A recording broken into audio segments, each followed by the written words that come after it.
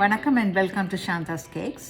எல்லோருக்கும் இனிய சித்திரை புத்தாண்டு நல்வாழ்த்துக்கள். கொஞ்சம் வித்தியாசமான ஒரு ஃப்ளவர் வச்ச ஒரு கேக் செய்து காட்ட போகிறேன். ஸோ இது நாங்கள் இங்கிலீஷில் சொல்லுவோம், இது ஏரம் லிலிஸ். நீங்கள் பார்த்துருப்பீங்க. அது அந்த காமன் கலர் வெள்ளை, ஆனால் மஞ்சள்லேயும் இருக்குது.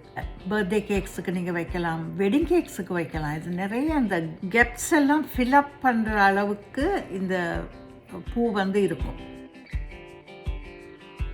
இடையிலெல்லாம் வைக்கிறதுக்கெல்லாம் வச்சா ரொம்ப அட்ராக்டிவாக இருக்கும் இந்த பூ. ஸோ இதுக்கு தேவையான பொருட்கள் பாருங்கள். முதல்ல எடுத்துருக்கேன் கொஞ்சம் கம்பி. இது ரவை, எல்லோ கலரிங்.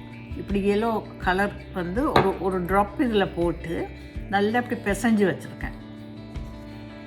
ஸோ இதை தவிர எங்களுக்கு தேவையானது ஃபாண்டன்ட்.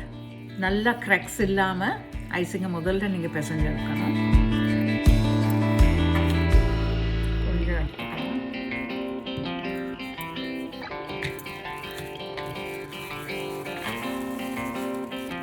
ஓகே. இதை போல் ஒரு கட்டர் எங்களுக்கு தேவை. இங்கே பாருங்கள், ரோஸ் பெட்டல் கட்டர்.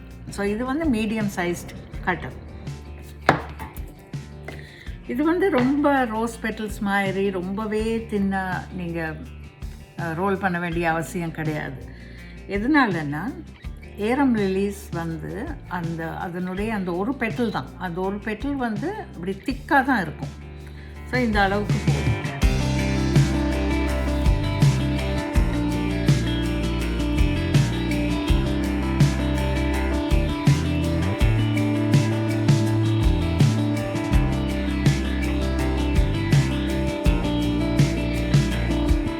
இப்போ பாருங்கள், பெட்டல்ஸை நான் இதில் மூடி வச்சுருக்கேன், இல்லைன்னா அது காஞ்சிரும். இப்போ பாருங்கள், இப்படி ஒரு சின்ன பீஸ் ஐசிங்.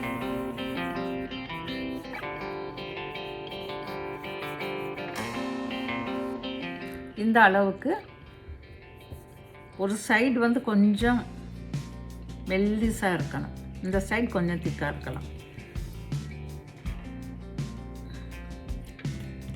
கம்பி எடுத்து இது எக் ஒயிட் உபயோகப்படுத்தலாம், அப்படி இல்லைன்னா ஜெலட்டின். இது உள்ளே நீங்கள் அப்படியே இன்சர்ட் பண்ணிடணும்.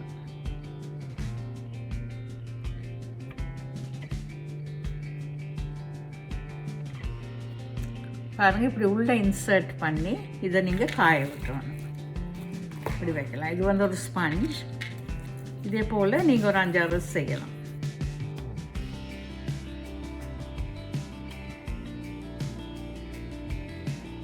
ஸோ இது இப்படி கொஞ்சம் வளைஞ்சு கூட இருக்கலாம், நேச்சுரலாக தான் இருக்கும் அது பார்க்குறது. என்ன சில ஃப்ளவர்ஸில் அப்படி இருக்கும் பாருங்க, இப்படி. ஸோ இதே போல் இது எல்லாத்தையும் செய்து எடுக்கணும். ஓகே, இப்போ பாருங்கள், இதெல்லாம் செய்தாச்சு. இது செய்து நீங்கள் என்ன செய்யணுன்னா இது ஒரு அளவுக்கு காய விடணும். இப்போ காஞ்சதுக்கு அப்புறம் இப்படி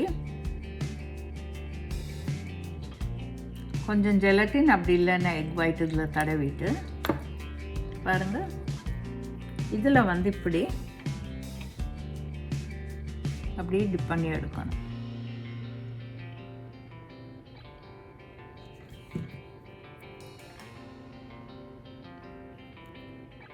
பாருங்கள்.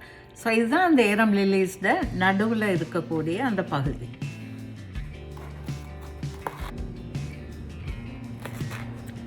ஆக்சுவலாக இதை நீங்கள் எல்லாத்தையும் செய்து முடித்து ஒரு ஓவர் நைட் நீங்கள் காய விட்டீங்கன்னா ரொம்பவே நல்லது. ஸோ அதனால் இது எல்லாத்தையும் நான் இப்போ கம்ப்ளீட் பண்ண போகிறேன். இந்த பாருங்கள், இது இப்படி இருக்கும். பாருங்கள், இது ஏற்கனவே செய்து வச்சது. ஸோ இதை நாங்கள் இப்போ கொஞ்சம் இப்படி தின்னு ஆக்கிக்கலாம் உங்களுக்கு வேணும்னா. அப்படி இல்லைன்னா அப்படியே கூட நீங்கள் செய்யலாம்.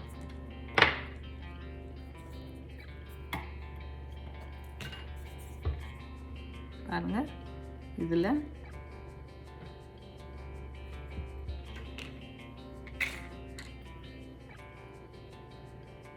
கொஞ்சம் எக் ஒயிட், அப்படி இல்லைன்னா ஜெலட்டின் தடவிட்டு இந்த பெட்டில் இப்படி வச்சு இப்படி சுற்றி விட்டுருவாங்க. It's so easy.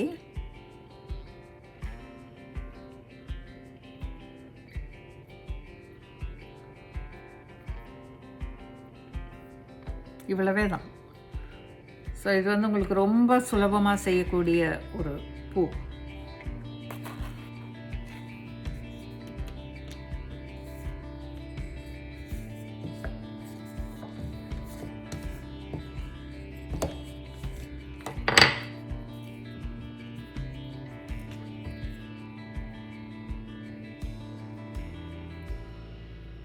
ஸோ சில பூக்கள் வந்து ஃபுல்லாக விரிஞ்சிருக்கும், சிலது வந்து அரைவாசி தான் விரிஞ்சிருக்கும், சிலது வந்து மொட்டு மாதிரி இருக்கும்.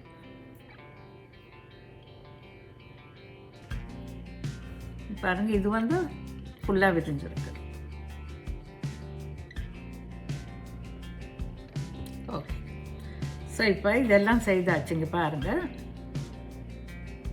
இதை வந்து அப்படியே காய விடணும்.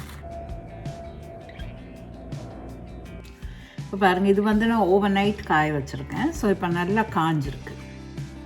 இந்த கம்பி வந்து இதை அப்படியே நீங்கள் கேக்கில் இன்சர்ட் பண்ணக்கூடாது. ஸோ அதை வந்து கவர் பண்ணணும். ஸோ அதுக்கு வந்து இப்படி க்ரீன் டேப் இருக்குது. இது வந்து ஃப்ளோரல் டேப். இது வந்து ஃப்ளோரிஸ்ட் கடைகளில் கிடைக்கும், அப்படி இல்லைன்னா கேக் ஷாப்ஸில் இருக்கும். இது நீங்கள் பார்த்து வாங்கலாம். ஸோ இப்படி ஃப்ளோரல் டேப் வந்து நீங்கள் எடுத்து இந்த கம்பியை வந்து அப்படியே நீங்கள் கவர் பண்ணணும். ஸோ இது கவர் பண்ணுறதுக்கு ஒரு மெத்தட் இருக்குது பாருங்கள்.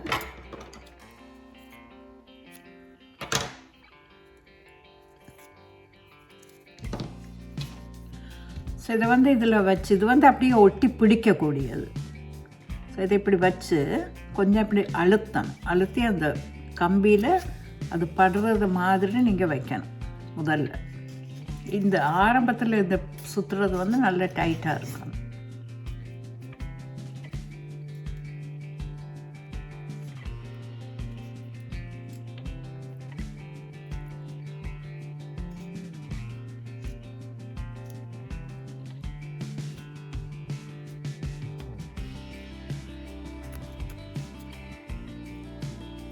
பாருங்க, இப்படி நல்ல டைட்டாக வரணும்.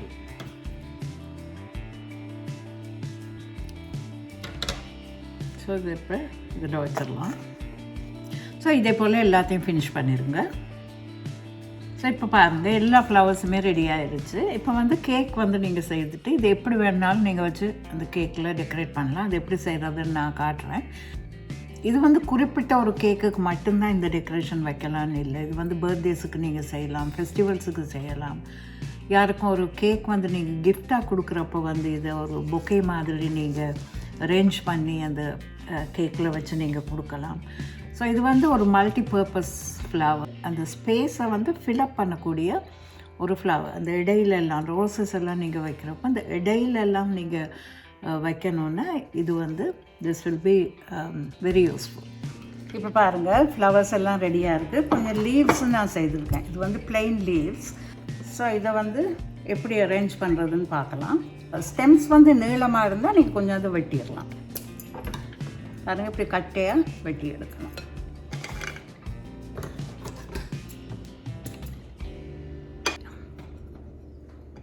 ஸோ இதை வந்து இப்படி ஒரு பஞ்ச் மாதிரி நீங்கள் அரேஞ்ச் பண்ணலாம்.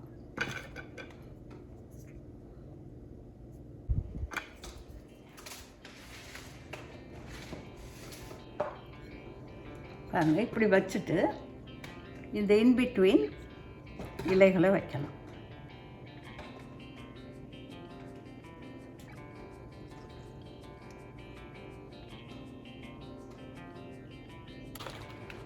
பாருங்கள், இதுக்கு மேட்ச் பண்ணுற மாதிரியே yellow flowers.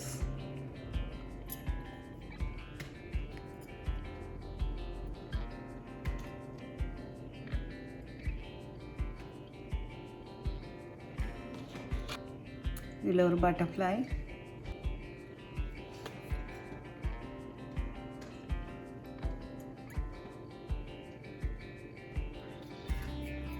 ஸோ அங்கங்கே கொஞ்சம் கோல்டு பீட்ஸ் நீங்கள் தூவிடலாம்.